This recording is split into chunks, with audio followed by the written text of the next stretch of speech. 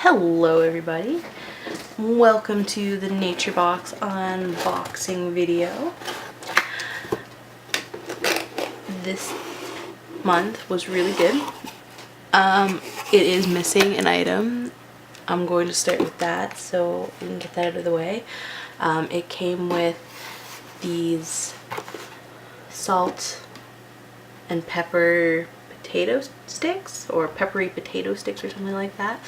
I actually didn't like them very much, and since my fiance was working late yesterday, I actually gave him those so he could snack on them throughout the day. But things I actually do have are the salt and pepper lentil loops. They are, as described, loopy. They're pretty cool. They're soft. They melt in your mouth. Since they're peppery, they get this spicy feeling to them really quickly. The next item is honey Dijon pretzels, which you can't read. If you've ever had, there's similar ones that are sold here, and they're like in a gold package. I can't even remember the name of the brand because it's been a little bit since I ate them. But they're just honey mustard flavored. These are better by a long shot. They don't make me feel as sick or anything. These are delicious, and I'm gonna eat this because I can't help myself.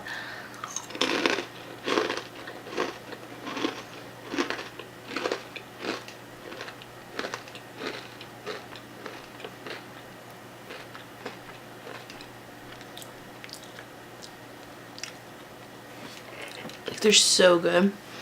It's got just enough flavor, but not enough to be overwhelming. I can't wait to eat the rest of these.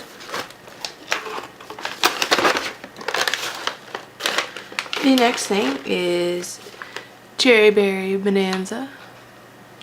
It's just dried cranberries, cherries, and blueberries. And it is just that.